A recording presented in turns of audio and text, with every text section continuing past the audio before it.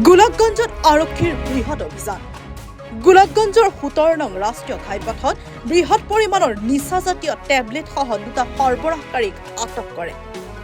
এক গোপন সূত্ৰৰ পম খেদি যোৱা নিশা 8 মান বজাত ধুবুৰী আৰক্ষীৰ অতিৰিক্ত অধীক্ষকৰ নেতৃত্বত যোৱা আৰক্ষীৰ এটি দলে গোলাপগঞ্জৰ উত্তৰ ৰায়পুৰৰ ৰেল গেটত খাপ পিটি আছিল।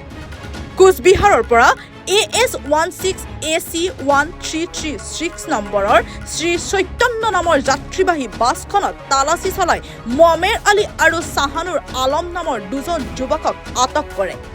আটকাধীন যুৱক দুজনৰ কঁকালত বান্ধি অনা নিচাযুক্ত নিট্ৰজেপাম টেবলেট 200টা আৰু পাইভন প্লাছ 712টা জব্দ কৰে আৰক্ষীয়ে।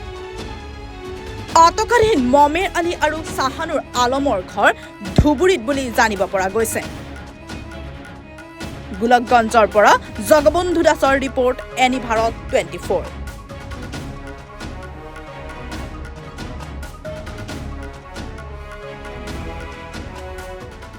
নমস্কাৰ, মই উৎপল দাস আৰু আপোনালোকে চাই আছে এনি ভাৰত। আৰু আপোনালোকক জনাবলৈ পাই মই বহুত সুখী হৈছোঁ যে আমাৰ সকলোৰে মৰমৰ শ্ৰদ্ধা জুবিন গাৰ্গৰ গীতসমূহৰ ভিত্তিত এটা খুব সুন্দৰ ৰিয়েলিটি শ্ব' এনি ভাৰতে আয়োজন কৰিছে, জুবিনৰ গানে কি আনে। এই প্ৰথম ছিজনটোত অডিশ্যনছ আৰম্ভ হ'ব আগষ্টৰ পৰা অসমৰ বিভিন্ন জিলাত।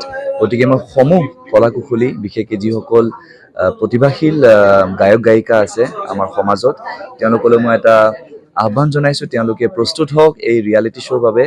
আৰু তাৰিখটো হৈছে 15 আগষ্ট 2024 চন। এনি ভাৰতৰ অডিশ্যন, জুবিনৰ গানে কি আনে।